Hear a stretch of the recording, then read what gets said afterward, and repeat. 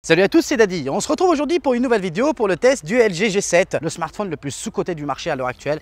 Malheureusement, sachez que cette vidéo aurait dû être tournée directement dans le lac comme la vidéo du Oppo Find X. Malheureusement, j'ai glissé, je suis tombé dans l'eau, ma vidéo est tombée à l'eau.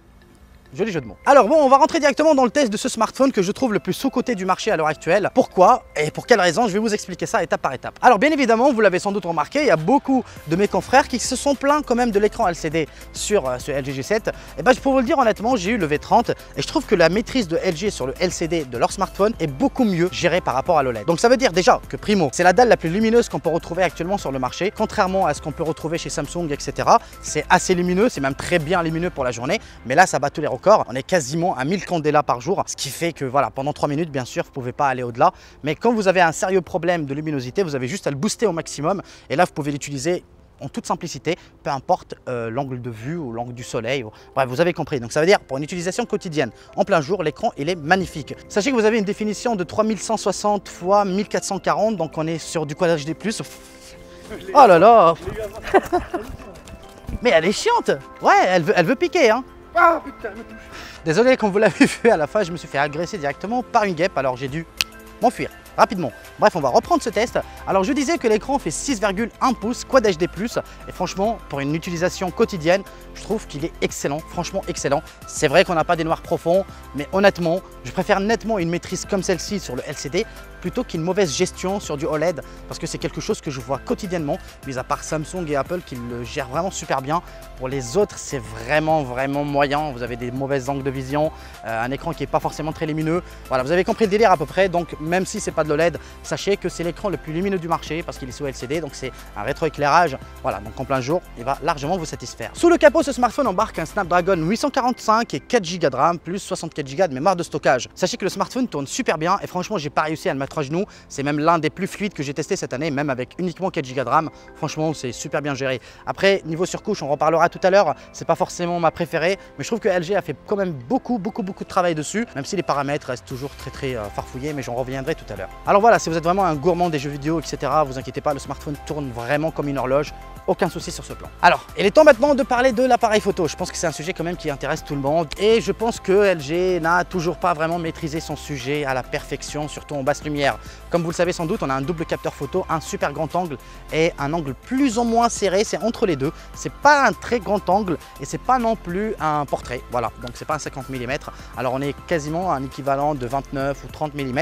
C'est plutôt bien. Voilà, donc c'est plutôt recherché parce que, pour vous le dire honnêtement, pour les portraits, c'est plutôt cool. Parce que comme ça, vous n'avez pas un 24 mm qui va déformer plus ou moins les bords pour vos modes portrait, on est bien d'accord, hein.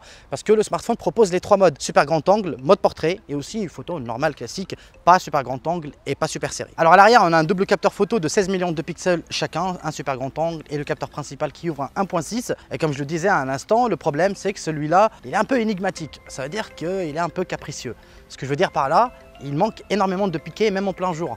Et par rapport par exemple au super grand angle, on a un meilleur piqué. Donc c'est quelque chose que j'arrive pas forcément à comprendre. C'est d'où la raison pour laquelle je dis qu'il est un peu capricieux. Même si vous utilisez le mode IA Cam, donc l'intelligence artificielle, ça aide beaucoup parce que ça reconnaît énormément d'éléments. Et comme ça va rajouter directement comme un filtre à votre photo, un traitement qui est sujet par sujet, ce qui est vraiment vachement intéressant. Cela dit, le problème c'est que pour l'instant je trouve que c'est quelque chose qui n'est pas forcément au point, au maximum. Peut-être que les futures mises à jour vont sûrement améliorer ça, mais à l'heure actuelle, pour moi, ce n'est pas forcément le meilleur photophone, mais c'est loin d'être le pire aussi. Donc pour être honnête, il peut largement se défendre sans aucun souci, mais il n'est pas le meilleur. Alors pour les selfies, vous retrouvez un capteur de 8 millions de pixels qui est plutôt correct en plein jour et très moyen, voire mauvais en basse lumière, chose qui est un peu dommage aussi.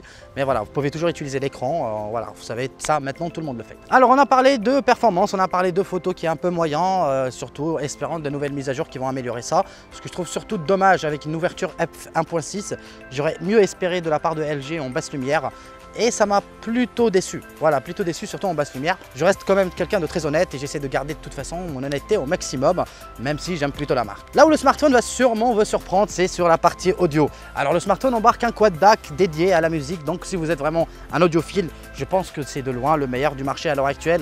Il n'a aucune concurrence Je le dis clair et net. Donc bien sûr, vous avez des écouteurs qui sont fournis avec et les écouteurs BO sont sans doute pour moi les meilleurs. J'ai testé, j'ai plutôt kiffé. Franchement, la qualité de son est très bonne. Et je pense que sur ce plan, LG reste le patron du marché, même avec le fameux LG V30 que j'avais déjà surkiffé sur la partie audio. Alors contrairement à la concurrence, LG n'a pas opté pour un haut-parleur stéréo, encore moins mono, mais LG a opté pour un nouveau système qu'on appelle Boombox. Ce qui veut dire que le haut-parleur va utiliser le smartphone comme caisse de résonance, voilà tout simplement, ce qui devrait amplifier les basses et proposer un son de meilleure qualité. Chose que j'ai testé, c'est vrai que le son est très puissant. Par contre, il y a un truc que je comprends pas. Le problème, c'est quand vous utilisez par exemple votre smartphone et vous le mettez sur une place solide, le problème c'est que la résonance, elle va même sur la table et on va même entendre le téléphone de temps en temps vibrer, ce qui n'est pas forcément très agréable. Et quand vous êtes en train de regarder une vidéo, vous avez exactement la même sensation. Le smartphone, il est vraiment vivant, c'est très beau, c'est très bon, mais est-ce que à force, c'est vraiment intéressant? Je ne sais pas, je ne saurais pas vous le dire. Personnellement, j'ai trouvé la sensation un peu bizarre, mais c'est peut-être le fait que je ne suis pas habitué à ça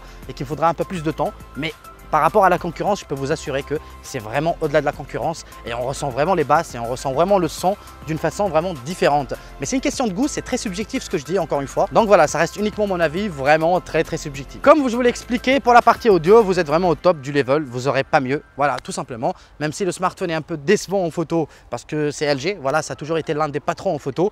Mais je pense qu'ils sont un peu en retrait. C'est un peu dommage parce que j'étais beaucoup plus conquis par le V30 par exemple que par ce LG G7.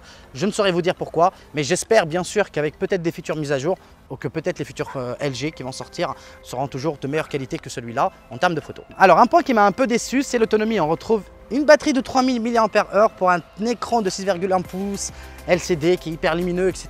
Le dernier Snapdragon, un quad DAC, etc.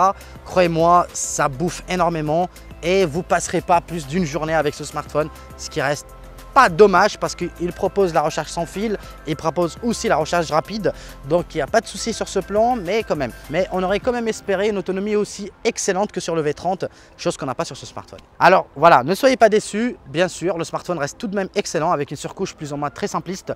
Voilà, vous avez le choix bien sûr entre le tiroir d'application ou non, ça reste quelque chose de très classique chez LG. J'espère bien sûr que cette surcouche va encore être retravaillée parce que le menu paramètres est vraiment compliqué. Vous avez plein d'onglets général où vous pouvez retrouver l'écran, sur écran, vous avez sur affichage, c'est un peu n'importe quoi. J'espère juste que ça va être vraiment plus épuré, ça sera beaucoup plus beau à regarder et plus simple à utiliser. Alors il embarque une USB Type C, vous avez la prise jack 3.5, vous pouvez étendre la mémoire avec une carte micro SD.